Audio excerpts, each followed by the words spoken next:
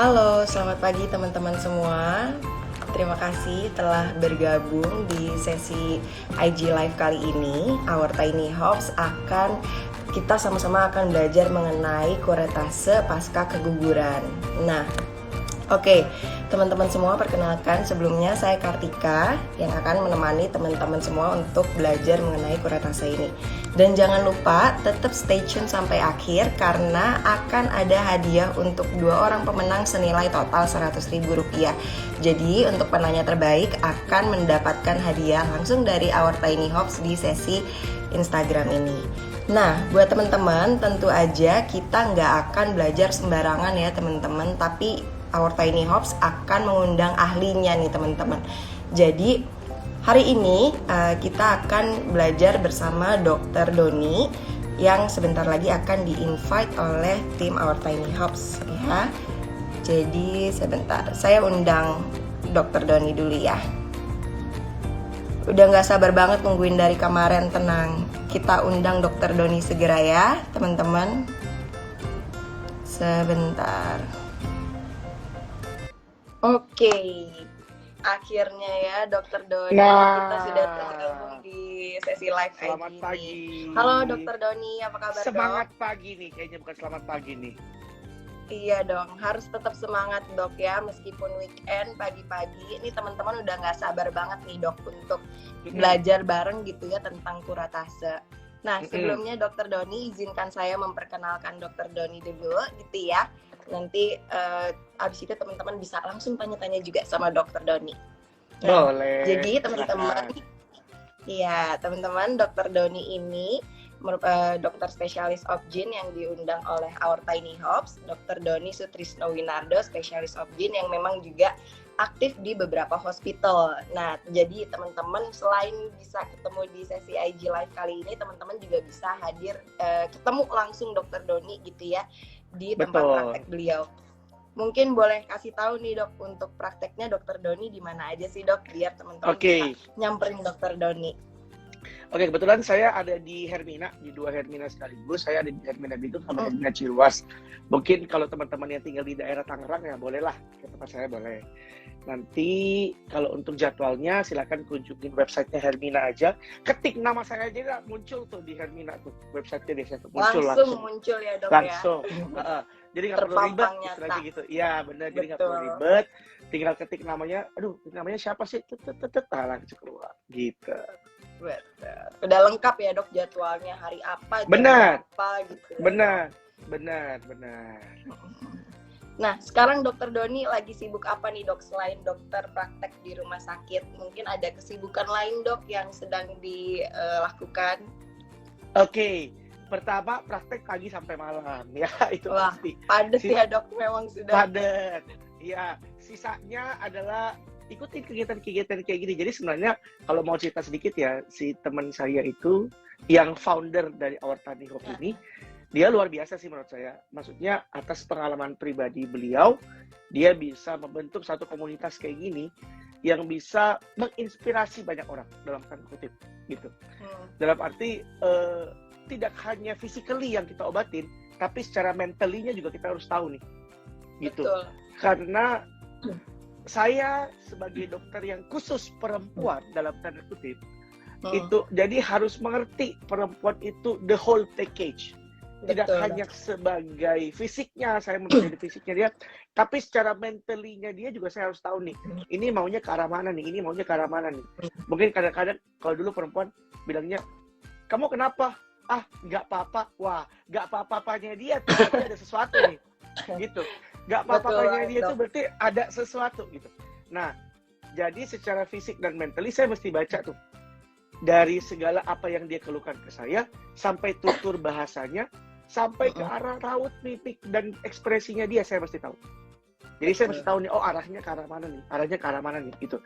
Kadang kalau kita cuma jadi tenaga kesehatan nakes gitu ya, kalau kita cuma melihat satu sisi aja nih, misalnya cuman, oh iya nih, dia cuman kita lihat, oh iya dia datang keguguran, ya udah saya kurat, selesai gitu. Sedangkan kita tidak mengobati apa yang sebenarnya dia mau gitu. Nah, jadi dia akan shopping dokter ke tempat lain. Kalau dia bertahan sama kita, Artinya kita bisa secara connecting life itu kita bisa mentalnya juga dapat sama dia.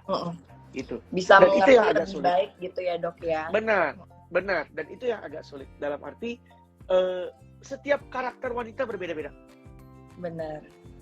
Dan saya pun harus mengesampingkan kecapean saya dalam menghadapi pasien. Karena begitu saya capek, kemudian mimik saya atau nada saya berubah, wah, sensitif buat perempuan. Betul.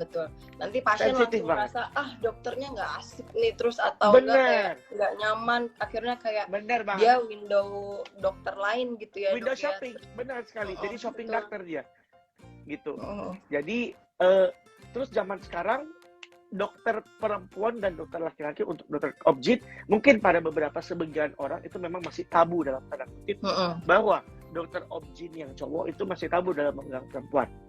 Cuman zaman sekarang pun zaman sudah modern dan maju, sudah lebih banyak orang justru yang malah ke dokter objin laki-laki dibandingkan perempuan.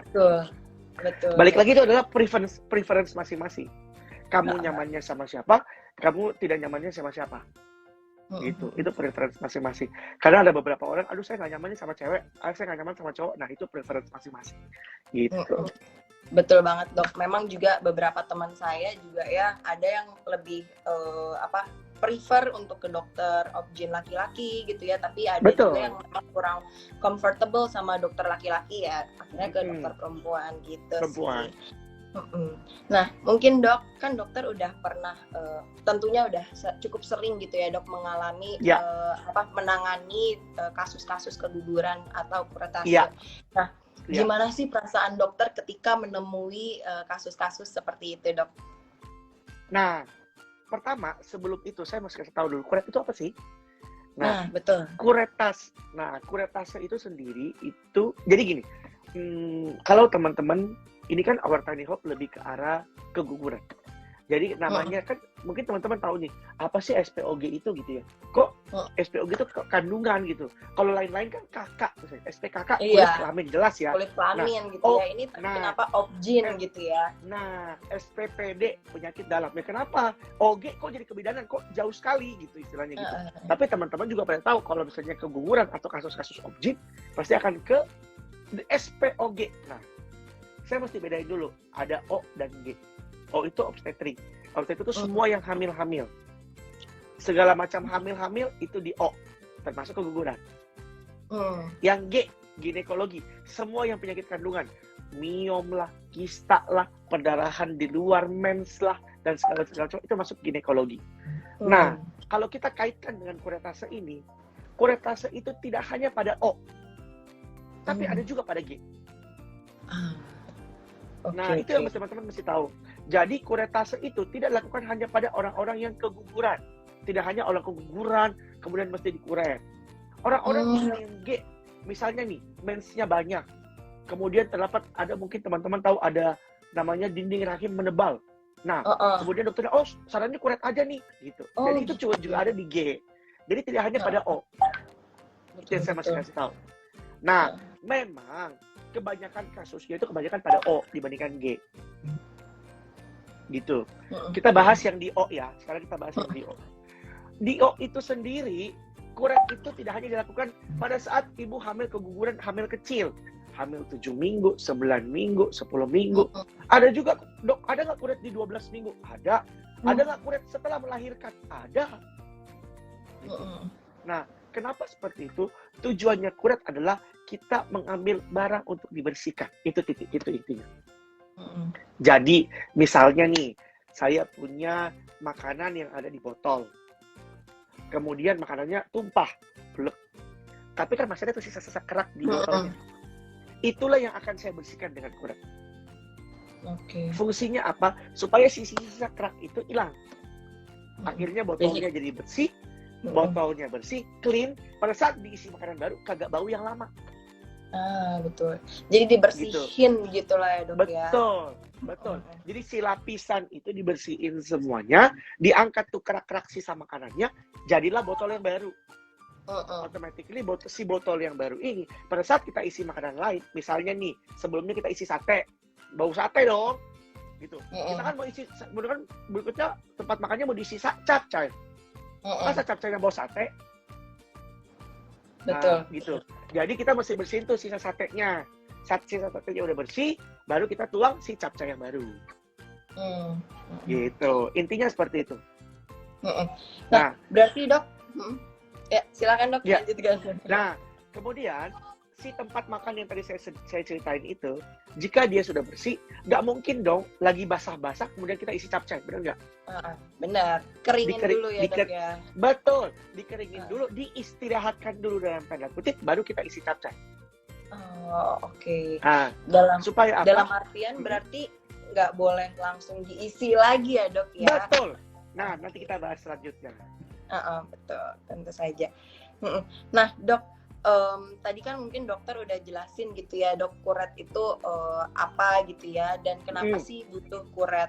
Nah, tapi dok mungkin kalau untuk apa namanya, kenapa sih tadi kalau misalnya kuret itu nggak boleh langsung diisi lagi gitu ya dok setelah pasca keguguran itu ya, dan kenapa kalau keguguran itu harus dikuret? Boleh nggak sih dok kalau misalnya setelah kuret gitu ya, kan kadang tuh ada yang menolak gitu dok untuk nggak mau kuretase gitu ya, karena khawatir nanti terjadi sesuatu gitu ya dok sama dinding rahimnya dan lain-lain gitu. Nah, saya ibaratkan seperti tadi, kita balik ya, tempat makan yang ada satenya. Ya, mungkin kalau itu akan lebih sederhana gitu kan, ibu-ibu kan pasti pernah mencuci dan segala macam. Nah, satu, ada yang cukup kita bilas pakai air. Jadi anggap kita pakai obat udah bersih. Udah bersih. Ada yang saya mesti gosok keraknya sampai keraknya hilang segala macam, baru dia akan bersih.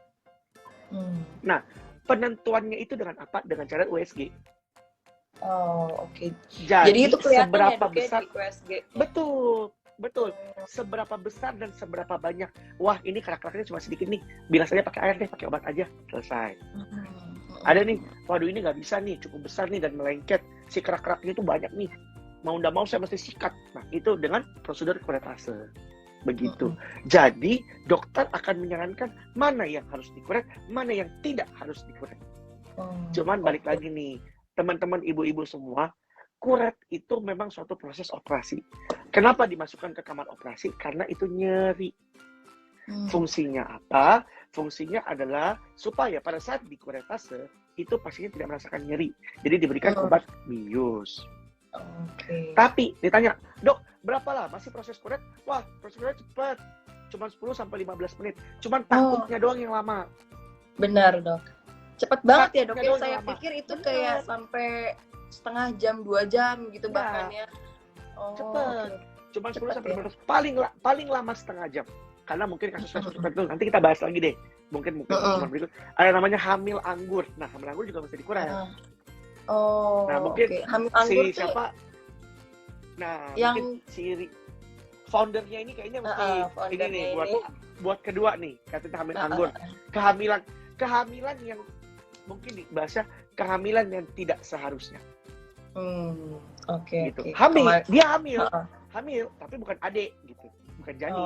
Loh, lalu hamil apa? Nah, itu mungkin panjang sekali. Mungkin teman-teman kita akan bahas juga itu di topik selanjutnya berarti ya. Boleh. Ya. Wajib ketemu lagi nih sama Dokter Doni. Gitu. Nah, jadi intinya prosedurnya nggak lama, sama sekali nggak lama. Cuman paling anggaplah kita 15 menit. Selesai itu, tahu nggak pasien-pasien saya yang kuret 15 menit efek bius 2-3 jam udah boleh pulang. Langsung boleh pulang ya dok, tidak perlu menginap lagi ya? Boleh, kecuali ada indikasi tertentu yang misalnya pendarahannya banyak dan segala macam, boleh dirawat lagi. Tapi pada beberapa pasien saya, overall hampir 80% itu pulang aja. Kenapa masih dirawat? Gitu. Karena udah merasa safe gitu ya dok ya, boleh lah. Betul. Safe dan dipastikan dari dokter itu sudah aman. Kalau sudah aman, silakan pulang. Begitu. 1 minggu kemudian di USG kembali untuk dipastikan bahwa ini fine, ini baik. Ya udah, selesai, aman. Silakan diisi lagi. Tapi ingat, kalau udah dibersihin, dikeringin dulu, diistirahatin dulu, baru boleh diisi. Betul. Gitu.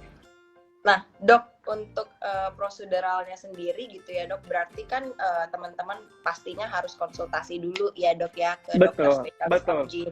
Terus nanti betul, butuh rekomendasi dulu apakah ini perlu kuret atau tidak. Jadi ada juga betul, ternyata tadi yang nggak butuh kuret gitu ya, tapi ada juga yang memang harus kuret. Bahkan kalau betul. misalnya kasus-kasus tertentu bukan untuk keguguran aja, tapi hal-hal lain juga bisa memicu untuk kuretasi gitu ya, Dok ya. Betul. Nah, mungkin Dok boleh dijelasin juga nggak sih Dok, kenapa sih, bukan kenapa, berapa kali sih perempuan ini bisa melakukan kuretase gitu Dok? Ada batas maksimalnya nggak sih Dok? Berapa Oke, kali proses kuretase yang bisa dilakukan?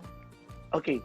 Pasien saya jujur yang paling ekstrim, Heeh. yang pernah saya tanganin ya, dengan kuret 4 kali, dan datang ke saya hamil ke-5.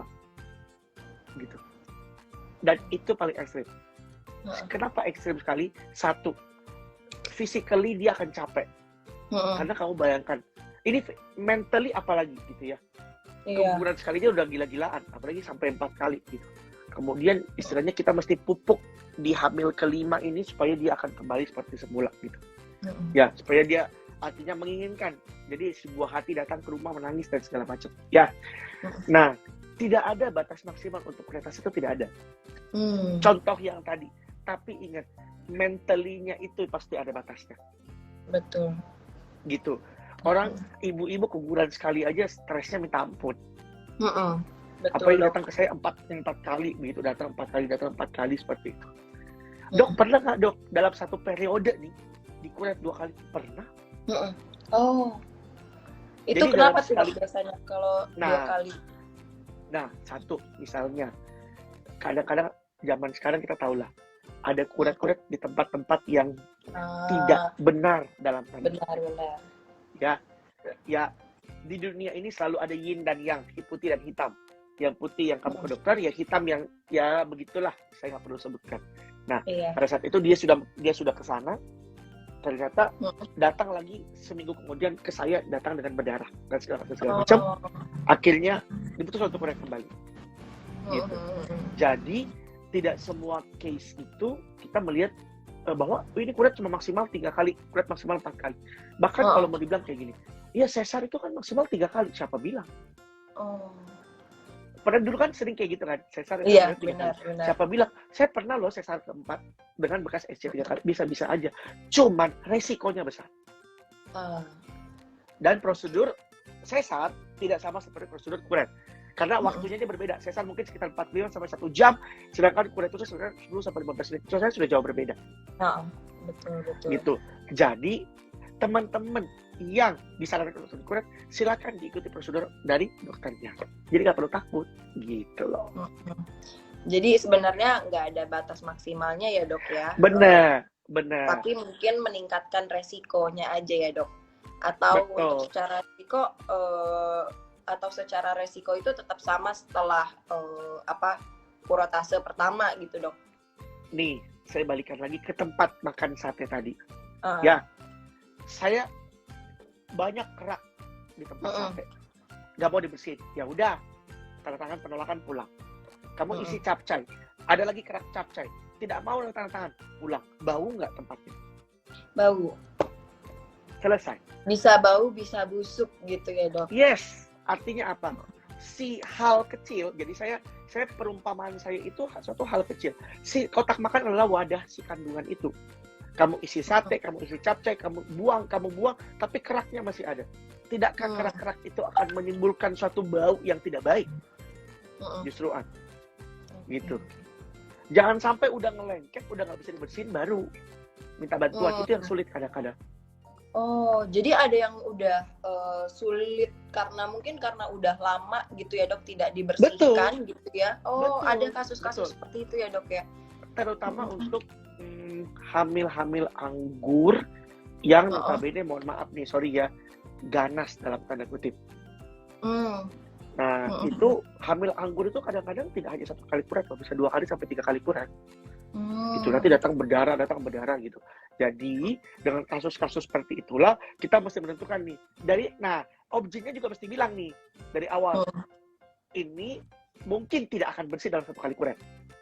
Oke. Jadi ibunya sudah mindset-nya udah tahu nih, oh iya saya bakal 2 kali Harus ada kuret lagi. Yes, betul banget. Jadi datang ke saya sih sudah tahu, dok, dokter jadwalin kuret kapan lagi gitu. Bukan datang ke saya mau kuret ya, hah dok, dikuret lagi, katanya gitu kan. Jadi kaget. Karena Gitu loh. misinformation gitu ya dok ya. Benar, Belum benar. diinformasi. Jadi kalau saya pribadi untuk kasus-kasus tertentu, case-case tertentu, yang memang saya akan kuret lebih, saya akan bilang, ini pasti saya akan kuret lagi ya, mungkin sebulan atau 3 minggu lagi gitu.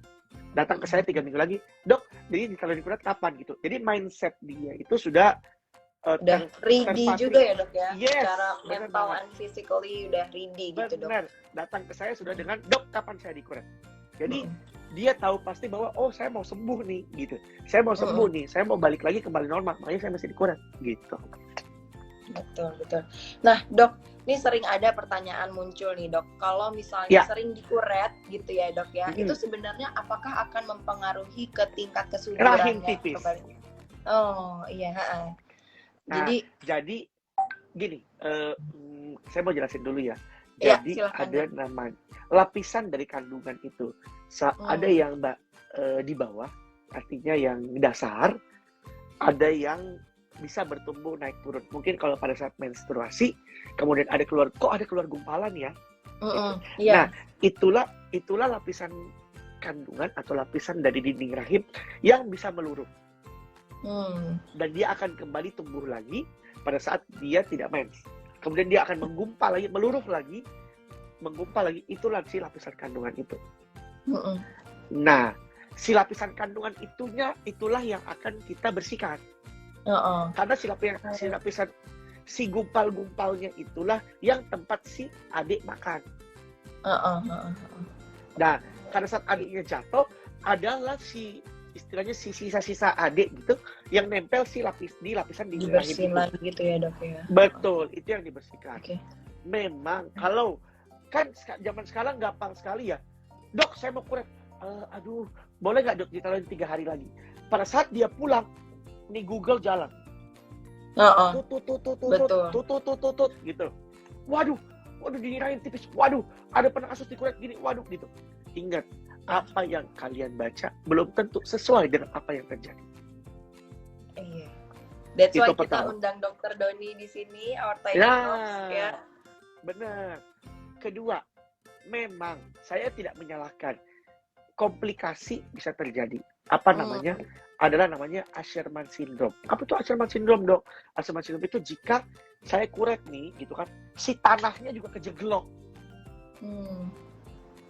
Kan tadi ada tanah, ada pohon. Yang saya pangkas kan pohonnya doang. Tuh. Iya. Harusnya begitu. Jadi pohon bisa tumbuh, pangkas pohon bisa tumbuh. Kalau ini sampai kejeglok, sampai tanah-tanahnya keambil. Nah, itu adalah komplikasi. Tapi ingat, satu hal yang saya mau bilang bahwa dokter objek itu semuanya sudah dilatih dan disekolahkan secara berapa lama. Jadi dia tahu nih, kapan saya mesti potong pohon, kapan saya mesti jeglok si tanahnya. Oke. Betul. Gitu. Betul. Jadi nggak perlu khawatir kalau soal kayak gitu. Nah, dok, tadi itu ya udah sekalian menjawab pertanyaan dari teman-teman kalau untuk terkait lapisan dinding rahim gitu ya dok, yang apakah memungkinkan untuk jadi tipis gitu ya dok, tapi itu ternyata adalah yang memang biasanya kalau menstruasi pun itu akan meluruh ya dok ya. Betul. Jadi kalau dok kok saya keluar gumpalan gitu katanya. Gumpalannya apa dok? Nah itulah si dinding rahim itu. Jadi it's normal ya dok ya? Yes, benar banget. Itu adalah suatu kejadian yang terjadi pada semua orang. Betul. Maaf, Mbak Tikanya udah nikah belum? Saya belum dok, makanya saya sekalian mau belajar nih dok. Nah, mungkin teman-teman sebagian dari sini pasti yang sudah keguguran, banyak yang udah nikah ya. Nah, saya sorry agak out of topic dalam tanda kutip ya. Sering sekali pertanyaan kalau lagi promil itu ya gini, dok, kok sperma suami saya keluar?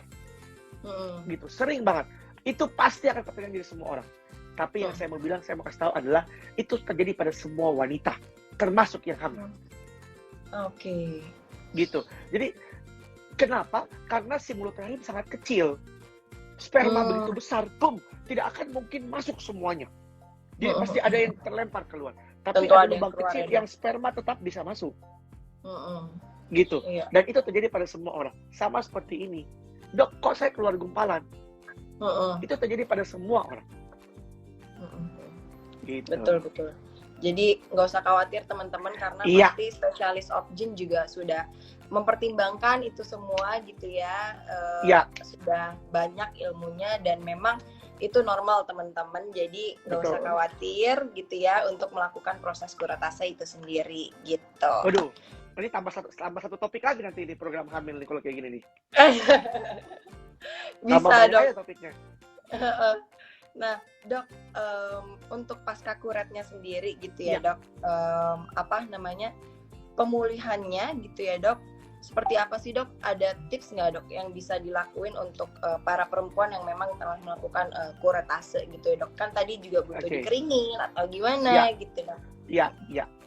Oke, anggaplah si ibu A datang ke saya dengan Mm-mm. keguguran. Dok, saya keguguran. Oke, kemudian kita kuret. Prosedural, cek lab dan segala macam, kemudian masuk kamar operasi. Kamar operasi, tidur, 10 menit, selesai. Anggaplah sekarang ibunya sudah di ruang pemulihan, ya. Betul. Ruang pemulihan, si A ini di ruang pemulihan, kemudian dia mulai sadar, gitu kan, mulai lihat kiri kanan. Biasanya akan dikasih minum sedikit-sedikit, terus boleh makan. Duduk pelan-pelan, silakan makan. Langsung boleh makan loh. Makan roti, makan apa, boleh. Silakan makan. Nggak Dia pakai sudah puasa-puasa ya dok? Jadi puasa itu diberikan sebelum operasi. Sebelum. Jadi saya sukanya itu kuret di pagi hari. Kenapa? Karena ibu kan memang puasa dari pagi sampai dari malam ke subuhnya. Malam ya. Jadi Betul. jadi dia nggak perlu nahan lapar terlalu lama karena memang dia proses tidur. Pagi-pagi bangun memang sudah dalam keadaan puasa, silakan langsung dikuret. Habis kuret silakan makan. Gitu. Pada saat sudah selesai makan dan segala macam, kemudian dia sudah lebih enak, terus biasanya dibilang gini, dok saya boleh pulang? Oh silakan pulang. Gitu. Pulanglah dia ceritanya nih sekarang. Apa yang dia mesti lakuin? Kram perut pasti ada, saya mesti kasih tahu. Oh oke. Kenapa kram perut pasti ada? Kram perut itu berfungsi adalah si kontraksi rahim untuk mengeluarkan sisa-sisa darahnya. Nah itulah kenapa kalau kita tempat makan biasanya kita balik, keluarin air tik. Nah itu sisa-sisa airnya itulah yang kontraksi rahim kadang terjadi. Oh oke. Kedua muncul kan titik air keluar tuh. Si titik air itu apa sih? Itu sih darah-darah sisa dari pasca kuretase itu. Pasca kuretase. Ya, dok berapa lama sih? Ingat, keguguran itu adalah hamil. Dia tetap hamil. Artinya apa? Walaupun dia hamil, dia tetap mengalami masa nifas. Sampai berapa lama dok? Bisa sampai 40 hari perdarahannya. Oke. Nah, masa dok, nifas saya ya. cuma keluarga darah seminggu doang, habis itu nggak keluar darah lagi. Loh, lebih bagus. Artinya sudah baik, sudah bersih. Gitu. Sebulan kemudian dari saya, dok, kok saya udah keluar darah lagi? Apa saya haid? Bisa saja kamu haid. Gitu. Jadi sudah bersih dari proses kuretase, akhirnya dia haid kembali seperti semula. Artinya apa? Secara hormonal dia kembali seperti semula. Oke. Si dinding rahim yang tadinya menipis dia kembali menebal, kemudian yang meluruh kembali seperti normal. Oke. Jadi dok, lagi. kalau untuk proses haid sendiri itu dia bisa maksudnya ketika sudah selesai masa nifas berikutnya. Betul. Itu berarti udah langsung bisa dinyatakan juga itu bisa haid ya dok ya? Bisa. Jadi, betul sekali. Oke. Jadi proses haidnya itu akan terjadi mungkin sekitar 30 sampai 40 hari setelah masa nifas. Maksudnya pasca kuretase gitu. Pasca kuretase. Jadi setelah 30-40 hari, dia akan kembali seperti semula, kemudian dia akan haid. Nah, selalu pertanyaan berikutnya nih, dok, kapan saya hamil lagi? Nah, betul dok, baru saya mau nanya, kapan bisa program hamil lagi tuh dok, kalau misalnya setelah kuretase? Ini artinya, memang saya bisa nangkep, istilahnya, saya bisa nangkep pikiran dari banyak orang perempuan di sini. Betul banget nih, Dokter Doni memang memahami sekali nih pertanyaannya para wanita nih ya. Nah, satu lagi pertanyaan kedua nih Pak Rizky, mungkin karena kamu belum married. Dok, berhubungan boleh kapan sih? Nah, betul dok. Cuman kamu nggak enak aja karena kamu kan belum married ceritanya gitu. Kalau saya ibu-ibu yang udah keguguran berarti udah married kan pasti pertanyaan cuma dua tuh. Pertama, dok, kapan suami saya bisa berhubungan sama saya? Kedua, dok kapan saya bisa hamil lagi? Gitu. Betul. Pertama, itu begini. Ada lagi saya pertanyaan ketiga sih. Pertanyaan ketiga itu bagi orang-orang yang mungkin belum mau punya anak pasca kuretase gitu ya. Mungkin dia sudah punya anak 3 nih misalnya nih. Terus kemudian dia hamil keempat, akhirnya dia keguguran, otomatis kan dia pasti akan menunda. Pertanyaan ketiga akhirnya, dok, saya KB apa ya? Nah. Gitu. Kita bahas satu-satu ya. Pertama, kapan bisa berhubungan? Ya, berhubungan pasca kuretase itu 14 hari setelah kuretase itu sudah boleh berhubungan. Misalnya, tanggal 1 dia kuretase. 1 Maret misalnya. Tanggal 15 dia sudah boleh berhubungan, silakan, nggak ada masalah. Gitu. Dok, boleh nggak spermanya di dalam? Boleh. Nah, spermanya di dalam, ya tadi ya. Di dalam. Kita kaitkan dengan pembahasan yang kedua. Yang Dok, tadi kapan saya boleh hamil lagi? Ini ya. Oke. Dikeringin. Keringin. Nah, dok, kapan saya boleh hamil lagi? Gitu. Ini berhubungan sama yang tadi, spermanya gimana? Nah, kalau yang ini, itu kita jawab biasanya 3-6 bulan. Dikeringin dulu, dibersihin dulu, biarkan dia kembali seperti semula, baru dia kuretase. Baru dia kembali hamil. Dok, kenapa sih kayak gitu? 1, biarkan hormonal kembali dulu seperti semula. Kasihan dia nih, capek dia. Si tempat makan kamu capek nih, habis dibersihin segala macam. Biarkanlah dikasih dia waktu beristirahat dulu. Berapa lama? 3 kali menstruasi minimal. Nah, berhubungan sama yang pertama, dok, spermanya boleh di dalam nggak? Kalau kamu 3 bulan tidak boleh hamil, masa sperma kamu di dalam? Iya, nanti kebobolan ya dok ya. Nah, apapun caranya, saya tidak pernah. Nah, kait ke pertanyaan ketiga, yang tadi dibilang anak ketiga terus kemudian ini keguguran, saya menunda dulu. Dok, KB-nya apa aja dong? Kalau tidak boleh hamil, ini kan tidak boleh hamil yang kedua. Kalau tidak boleh hamil, sperma tidak boleh di dalam, berarti saya mesti KB apa? Oh iya, benar. KB dulu ya dok ya. Betul. Waduh, KB ini kalau ngomong KB nanti panjang lagi nih nanti jadinya. Nanti pertemuan berikut lagi. Waduh, PR pertemuan saya berikutnya. ya. Iya. Intinya adalah KB itu saya selalu kasih tahu ke pasien, KB apa saja terserah. Lihat pada kondisi masing-masing. 1, pada saat kalau kamu menginginkan punya anak, otomatis KB jangan yang jangka panjang. Kamu pakai kondom, kayak hitung tanggal bisa, atau misalnya buang di luar, ejakulasi di luar itu juga bisa, gitu. Karena memang pada orang-orang dengan keguguran berkali-kali tentu mau punya anak lebih banyak dan lebih cepat dalam tanda kutip, ya. Untuk orang-orang yang sudah punya anak cukup, dia mungkin KB-nya mau panjang. Jangka panjang nah, ya. silakan mau KB apa saja, gitu. Jadi si 3 pertanyaan ini sangat berhubungan. Gitu. Jangan hamil, berhubungan 14 hari silakan, tapi jangan hamil dulu 3 bulan, KB-nya terserah. Singkatnya kayak gitu. Kalau misalnya teman-teman mau tahu lebih panjang lagi, nah silakan hubungin si admin Our Tiny Hope-nya. Iya. Nanti kita bikin sambungan cerita lagi. Ya. Nanti kita bikin sambungan ceritanya lagi nih. Tentu aja, nanti kita bikin series ya dok ya. Series ya. Berarti dok, pasca kuret nih ya dok, tadi mungkin kayak nifas gitu ya dok ya, masanya tergantung masing-masing, selesainya pembersihannya itu berapa lama gitu ya, ngeringinnya gitu ya. Terus bisa ada yang cuma seminggu pendarahannya, bisa ada yang sampai dengan 40 hari gitu ya dok, tergantung masing-masing. Terus apakah boleh langsung berhubungan setelahnya? Boleh ya dok ya jawabannya, tapi itu dia, harus dijaga untuk tidak terjadinya pembuahan gitu ya dok ya, karena tadi rahimnya harus diistirahatkan dulu paling tidak 3 kali haid ya dok ya. Betul sekali.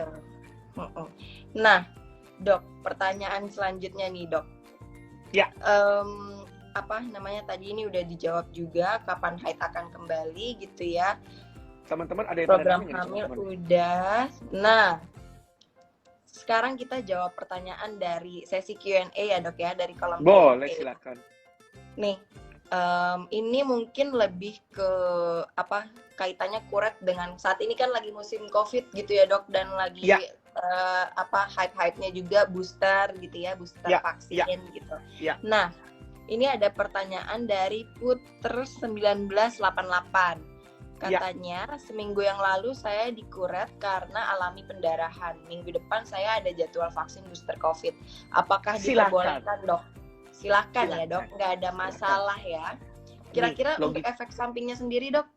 Nah, logikanya aja gini deh. Logika kita logika ya.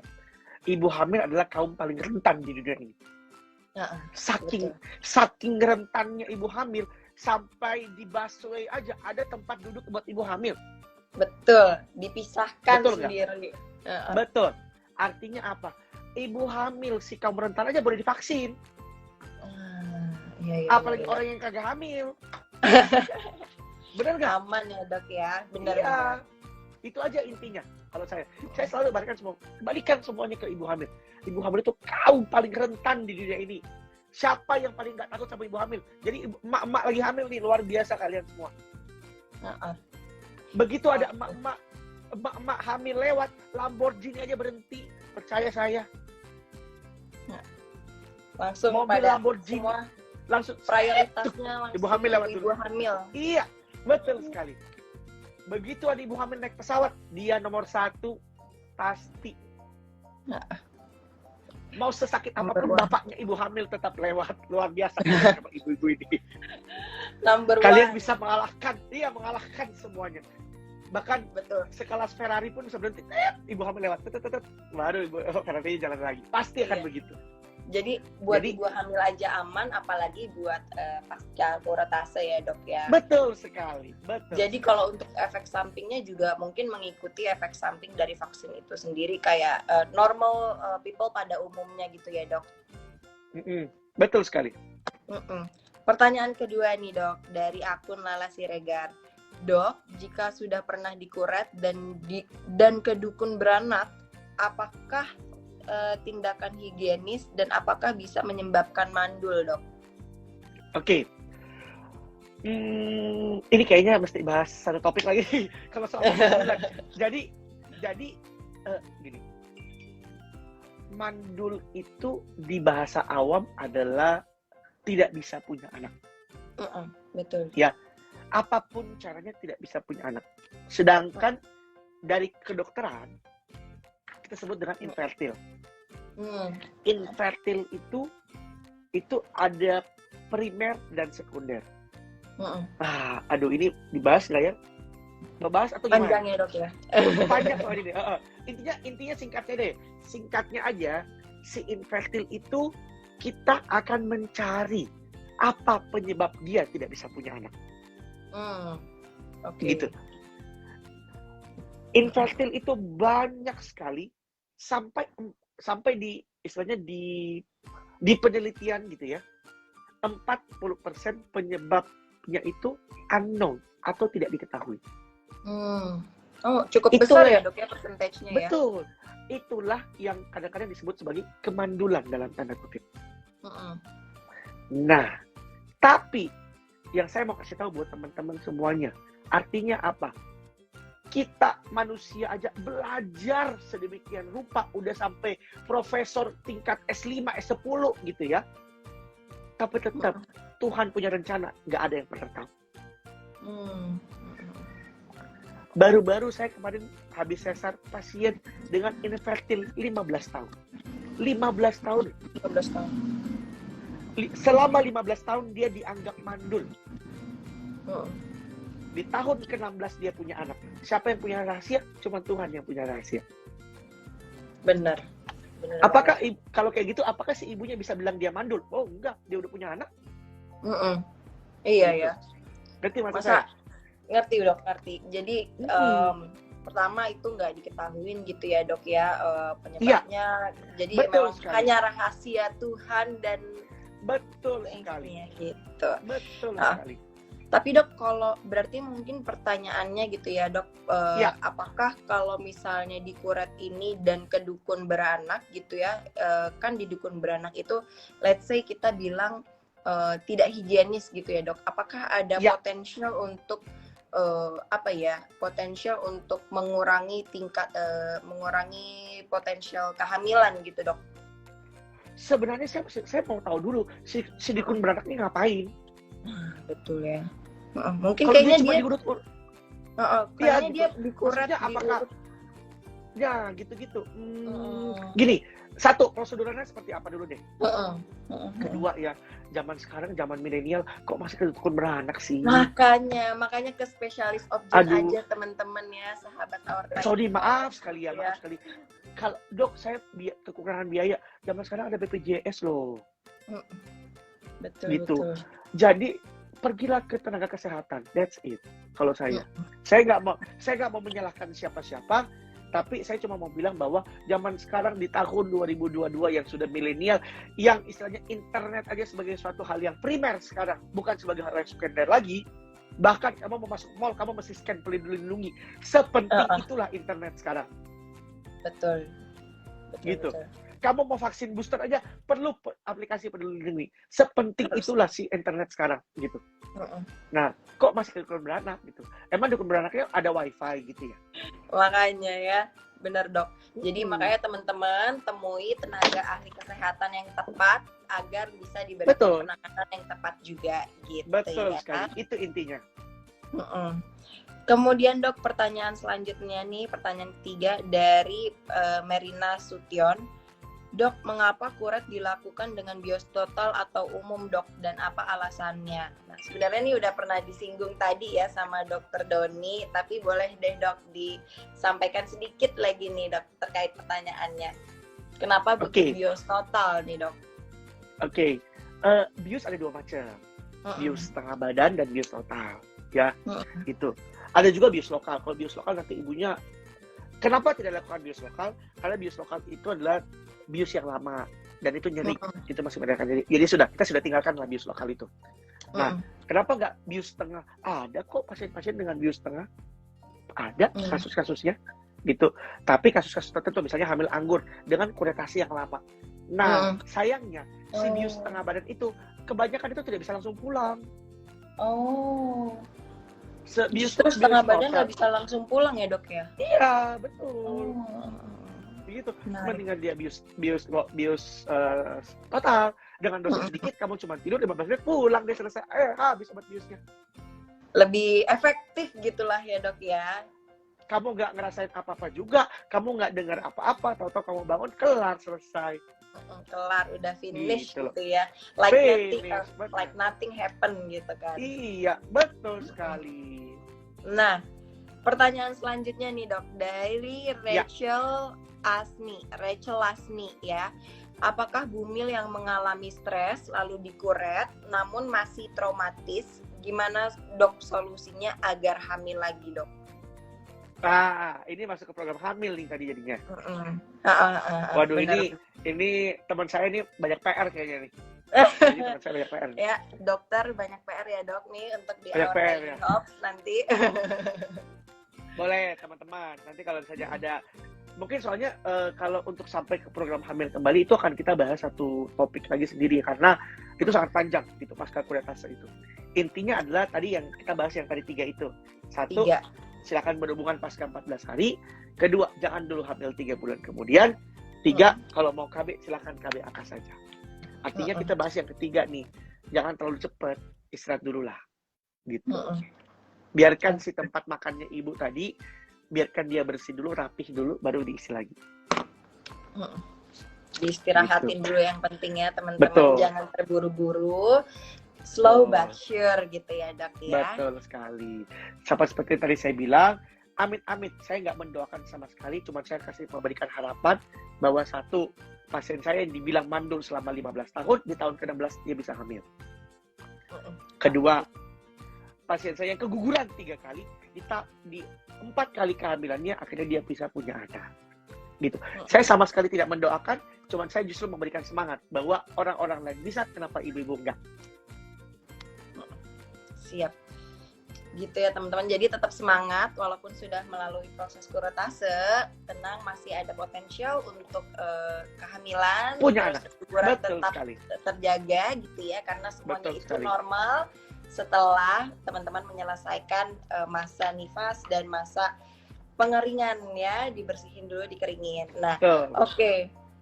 Pertanyaan terakhir nih dok dari 2020 Ria Melo. Dok, ada pantangan nggak untuk makanan dan minuman untuk perempuan yang baru menjalani kuret? Oke, balikan lagi kita ke kaum rentan. Zaman dulu nih, atau mungkin dari zaman sekarang. Wah, nanti mungkin bahas lagi deh. Mungkin PR lagi nih buat PR ibu yang banyak hamil. nih, Iya, harus catat banyak nih. Buat ibu-ibu hamil, boleh nggak makan ini, makan itu, gitu kan? Nah, balikin lagi ke kaum rentan. Ibu hamil itu, hamil itu tidak sakit. Hamil itu tidak sakit. Hamil itu sehat. Ibu hamil nggak boleh makan ciki, nggak boleh makan. Siapa bilang? Ibu hamil nggak boleh makan durian. Siapa bilang? Ibu hamil nggak minum kopi. Siapa bilang? Gitu. Kalau ibu hamil aja bisa, apalagi ibu-ibu yang habis kuret.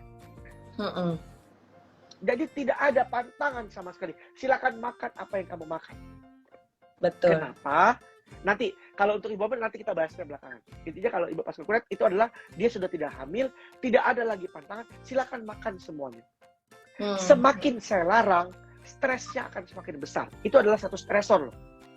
Sekarang sih, Mbak Tika saya bilang, Mbak Tika nggak boleh makan ciki ya, nggak boleh makan citayo ya, nggak boleh makan ini. Saya anak micin lagi dok, stres dok kalau nggak dikasih micin dok. Bener. Ingat, yang bikin bodoh bukan micin, tapi nggak mau belajar. Betul banget dok. Buktinya saya udah pinter aja nih dok. Aduh pede. Zaman sekarang itu udah zaman dulu kan micin bikin bodoh. Siapa bilang?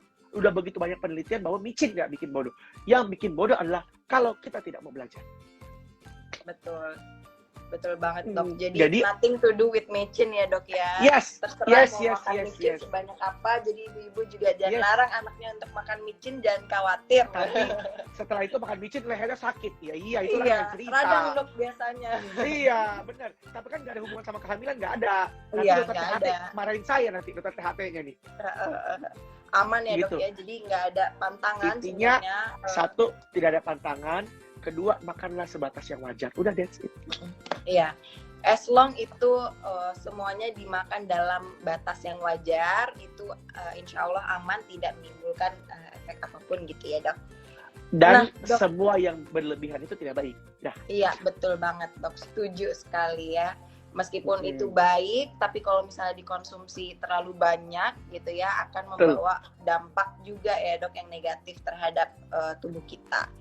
Nah, nasi baik dok.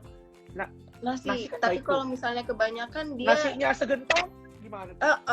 Wah, potensial diabetes juga bisa ya dok ya kalau misalnya nasi.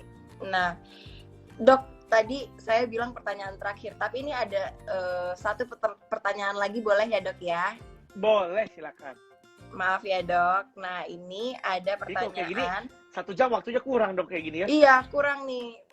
Terakhir nih dok, sebelum kita wrap up, apakah ada resiko jika bumil yang keguguran menunda kuret, dan gimana mencegah efek samping pasca kuret? Dari aniglowy.id. Oke. Pertama yang saya mau bilang tadi, penentuan kuret apa enggak selalu ditentukan oleh dokternya. Apakah kerak-keraknya ini bisa diobatin, kasih obat dibersihin, dibilas jadi kering, atau keraknya ini mesti kita gosok supaya dia keluar keraknya. Gitu. Tapi seringkali ibu hamilnya takut nih gitu. Takut. Balik lagi saya bilang, apa sih efeknya? Gitu. Efek pasca kuretnya kagak ada. Dan itu sudah bersih, cuma diistirahatkan aja. Efek yang tidak dikuret malah banyak. Sisa sate muncul, masukin capcay. Sisa capcay muncul, masukin nasi. Sisa nasi muncul, masukin apel. Sisa apelnya muncul. Bayangin tuh tempat makan mau jadi apa. Iya, aduh rebek banget ya dok ya. Kita aja kalau mau makan, masa kita pakai bekas sate buat makan capcay? Iya, sesuatu dua hal yang berbeda banget gitu ya dok. Betul. Setiap kehamilan itu berbeda dan setiap kehamilan itu unik-unik. Gitu. Jadi apa? Kita selalu menganggap setiap individu itu berbeda. Sama-sama hamil, beda karakter, bahkan yang dirasain ibu hamil juga berbeda-beda. Betul banget dok. Begitu. Jadi satunya sate, satunya capcay, kan beda-beda tuh.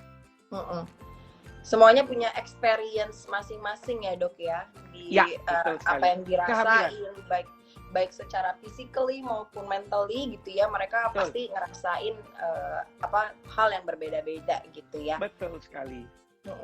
Nah, Dok, terakhir nih Dok, tadi kalau misalnya Ini udah tiga kali terakhir berarti ya. Nanti 4. udah 3 kali terakhir ya Dok. Tapi pertanyaan yang dari Q&A udah selesai saya bacain. Nanti tenang aja teman-teman, kalau misalnya belum terjawab gitu ya, akan kita bahas di konten-konten Our Tiny Hope selanjutnya. Tapi Dokter mungkin kayaknya Doni, mesti bikin kayak berikutnya mau konten apa gitu kan. betul. Nanti kasih tahu ya di Our Tiny Hope berikutnya mau konten apa. Gitu. Dibahas apa nih gitu ya.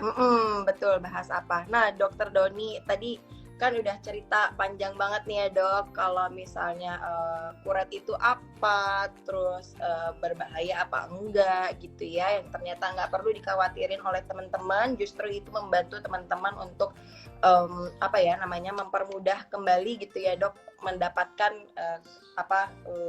kehamilan selanjutnya gitu ya. Terus dampaknya juga tidak ada dampak yang kita bisa bilang serius kecuali komplikasi ya Dok ya. Betul sekali. Nah, jadi teman-teman nggak perlu khawatir tentang kuretase, tidak perlu khawatir berlebih gitu ya, karena pasti dokter spesialis obgyn juga sudah mahir gitu ya Dok ya untuk menanganinya. Nah Dok, tadi balik ke ke pertanyaan paling awal. Tadi kan Dokter Doni udah banyak banget nih ketemu kasus keguguran gitu ya Dok, dan kuretase. Terus perasaan dokter gitu ya, dan apa sih pengalaman yang paling berkesan gitu ya untuk Dokter Doni selama menangani gitu ya proses kuretase dan keguguran ini. Oke.